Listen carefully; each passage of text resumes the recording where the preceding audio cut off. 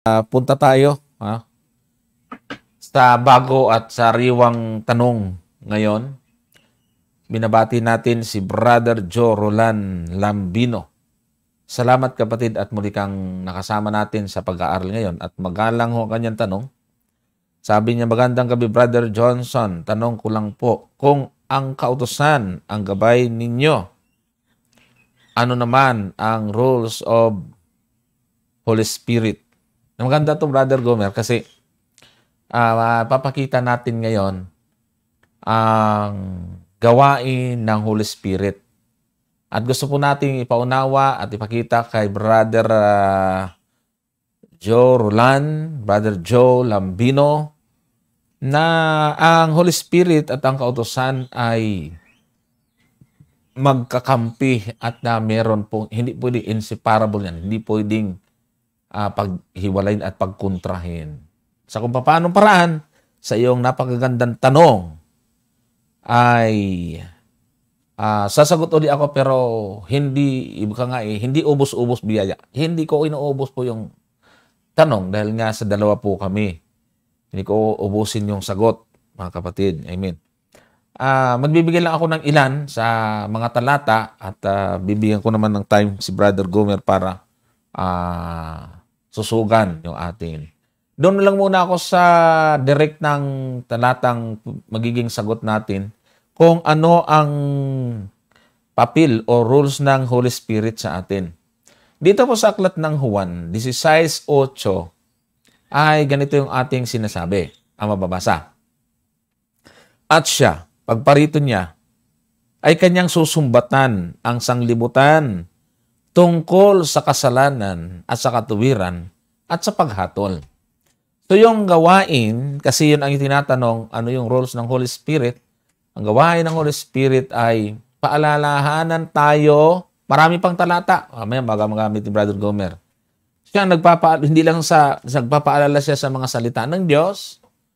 Ang isa sa mabigat na gawain niya ay yung sabihin sa atin na tayo ay nagkakasala.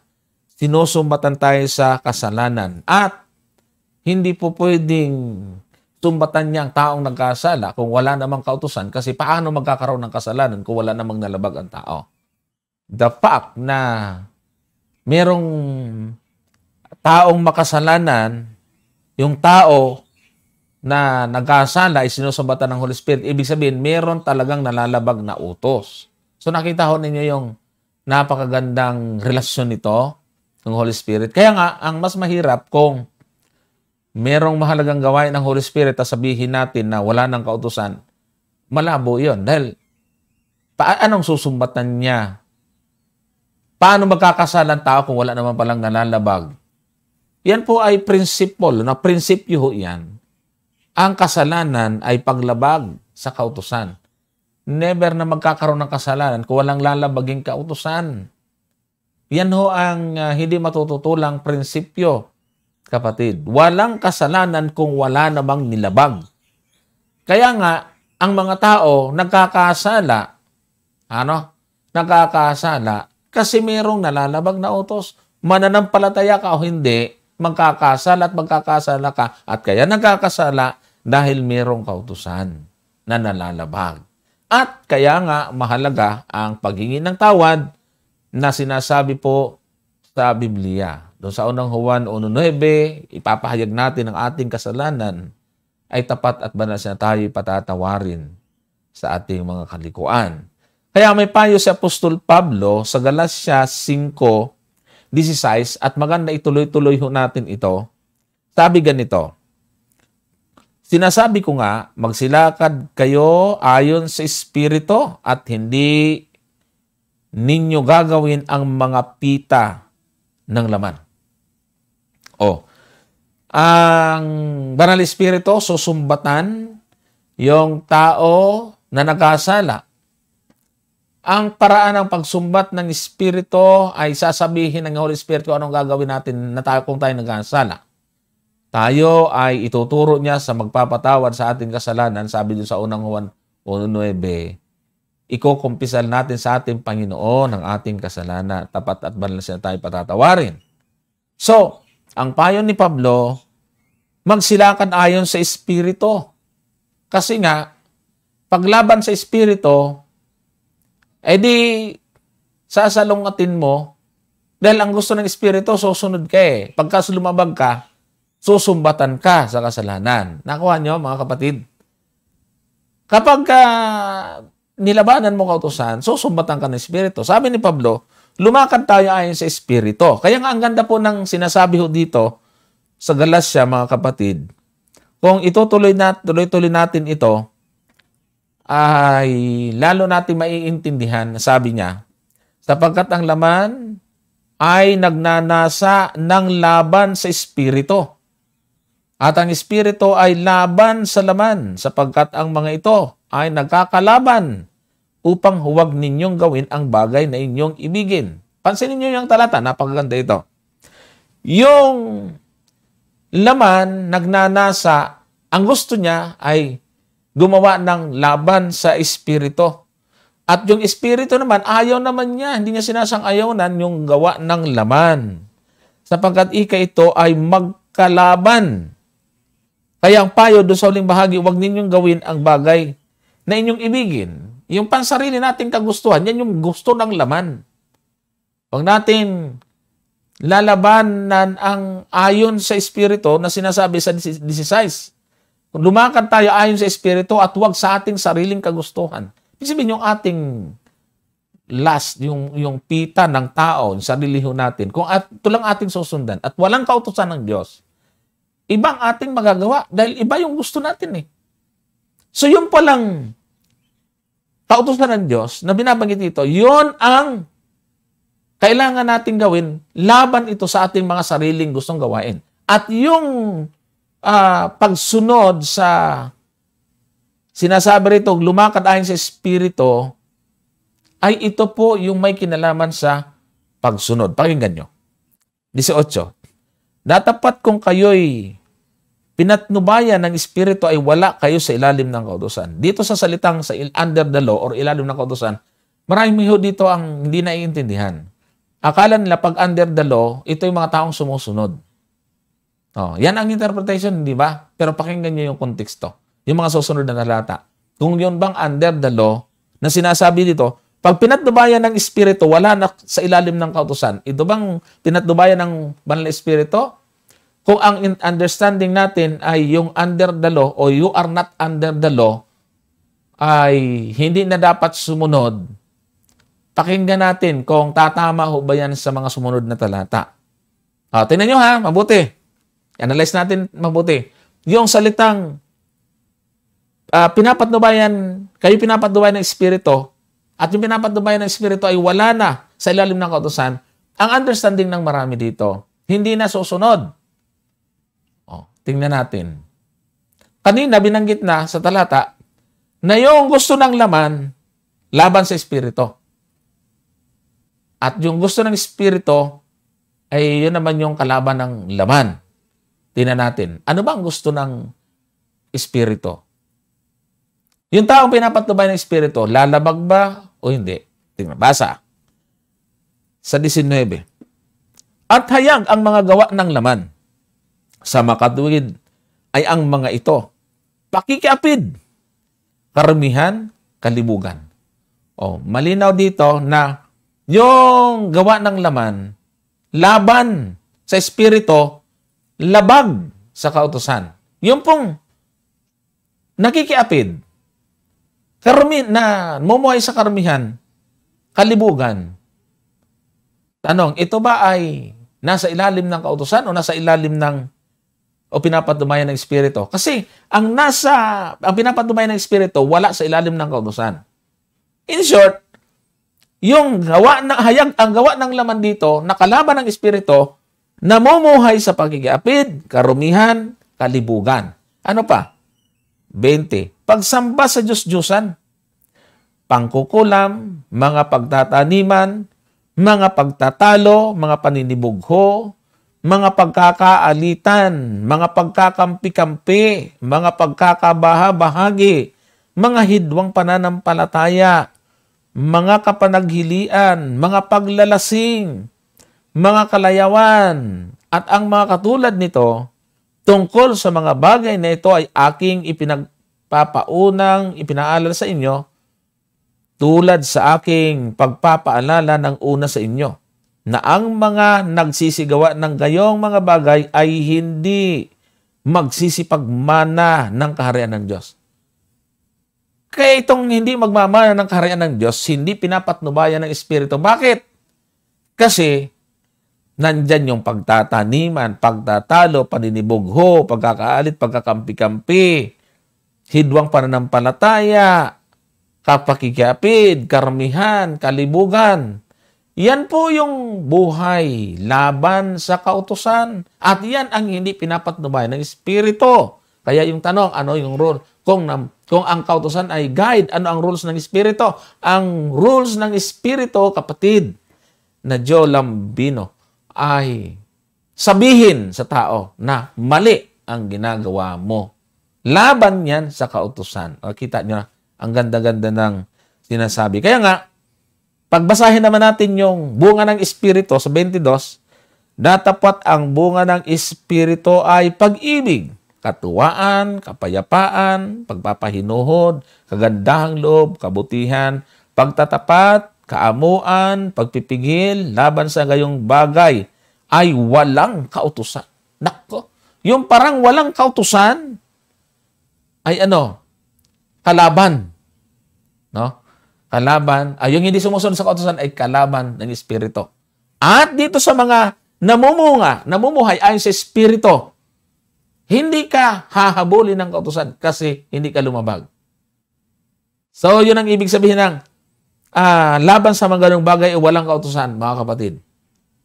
Hindi ka hahabulin ng batas. Hindi ka under the law kasi hindi ka sumusuway.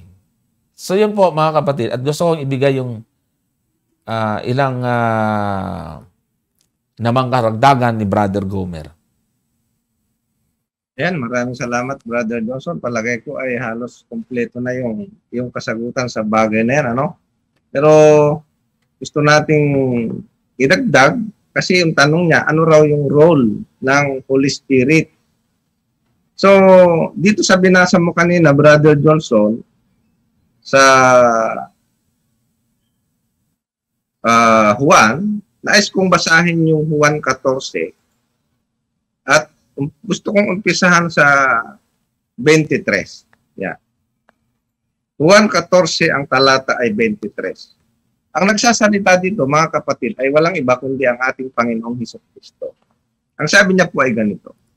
Sumagot si Jesus at sinabi sa kanya, kung ang sino man ay umiibig sa akin, ay kanyang tutuparin ang aking salita. At siya'y iibigin ng aking Ama, at kami pasa sa kanya, at siya'y gagawin naming aming tahanan. Sa 24, ang hindi umiibig sa akin, ay hindi tumutupad ng aking mga salita. At ang salitang inyong narinig ay hindi akin, kundi sa Amang nagsugo sa akin. At dito sa talatang 25 ay ito, ganito naman. Ang mga bagay na ito ay sinalita ko sa inyo, samantalang ako'y tumatahang kasama pa ninyo. Napansin po ninyo, ano? Ang sabi ng ating Panginoon, ang mga bagay na ito'y sinasalita ko sa inyo, samantalang ako'y tumatahang kasama pa ninyo. Pero pagdating sa talatang 26, pansinin mo kapatid na nagtanong, ang sabi niya ay ganito, datapwat, ang mga aling sa makatuwid bagay ang Espiritu Santo, nasusuguin ng Ama sa aking pangalan. Ano daw ang gagawin ng Espiritu Santo? Siya ang magtuturo sa inyo.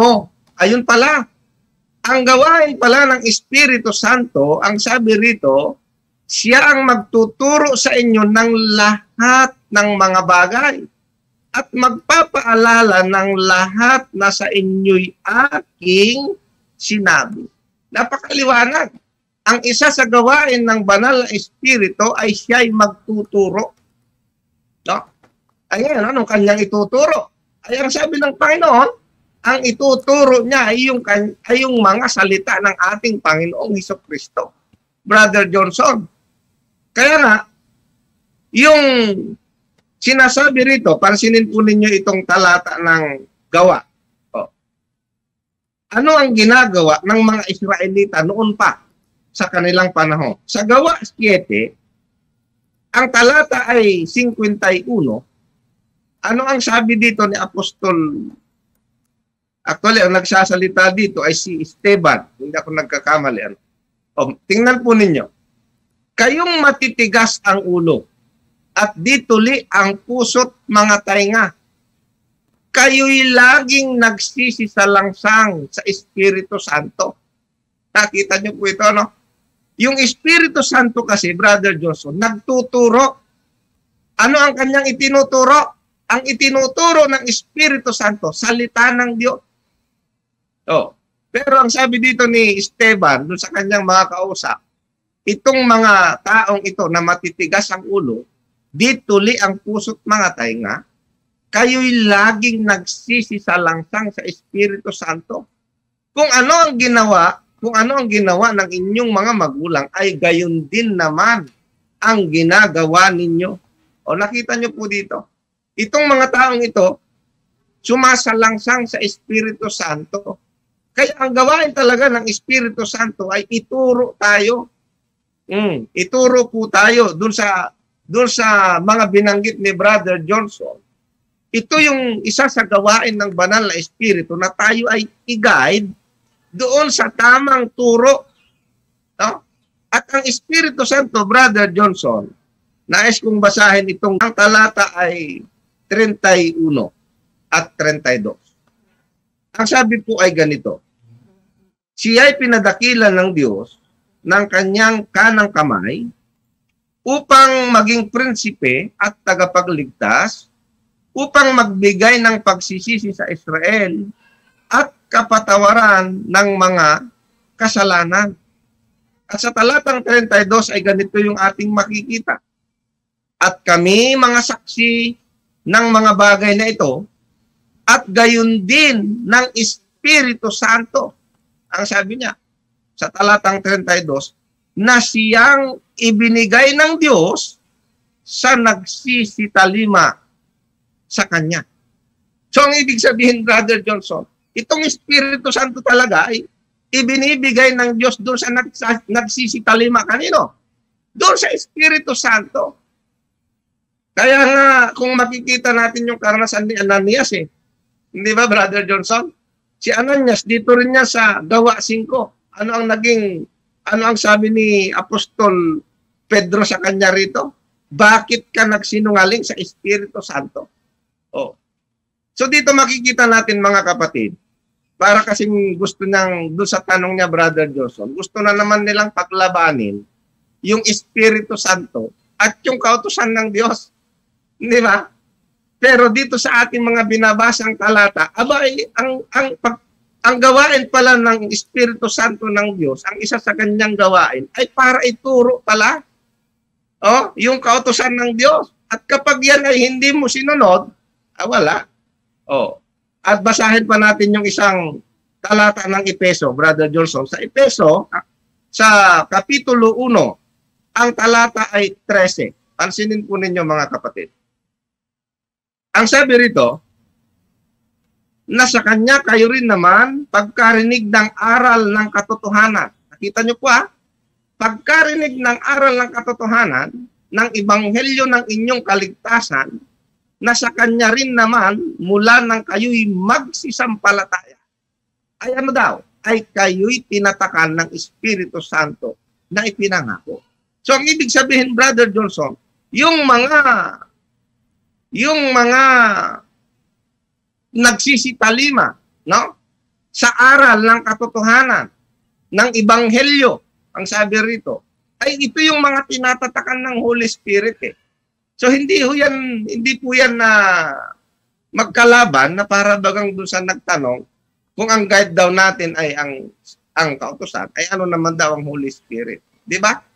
Pero dito natin makikita mga kapatid, na ang gawain ng banal na Espiritu ay tayo ay ituro do sa tamang gawain. At paano natin malalaman? Yun na nga, yung kautusan ng Diyos, yun ang itinuturo. Oh, yun ang itinuturo. Yan nga po yung binanggit na ni Brother Johnson doon sa kanyang tinalakay kanina. So yan po yung dapat nating maintindihan sa bagay na yan. At bilang bonus, Brother Johnson, isa pang gawain ng Holy Spirit, babasahin ko dito sa 8:26 ng Roma. Ang sabi niya rito, sa Roma 8, talata ay 26. Ano ang sabi rito? At gayon din naman, ang Espiritu Santo ay tumutulong sa ating kahinaan. Nakita niyo po? So, ano ibang kahinaan, Brother Johnson, ang pinag-uusapan dito? Of course, meron tayong mga kahinaan sa pagsunod. At yung Espiritu Santo ang tumutulong sa atin para tayo ay makasunod. Yan po yung isang gawain ng Holy Spirit. Sabi rito, ang Espiritu ay tumutulong sa ating kahinaan. Sapagkat hindi tayo marunong manalangin ng nararapat. Ngunit ang Espiritu rin ang namamagitan dahil sa atin ng mga hidik na hindi maisaysay sa pananalita. So, doon pala sa ating mga kahinaan, Brother Johnson, abay napakalaki pala ng tawag nito, ng gawain ng banal na Espiritu. Sapagkat tayo ay may mga kahinaan.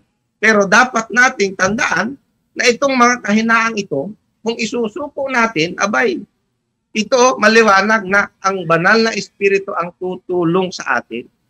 Ayan, Brother Johnson, yung may dadagdag natin dyan. Okay.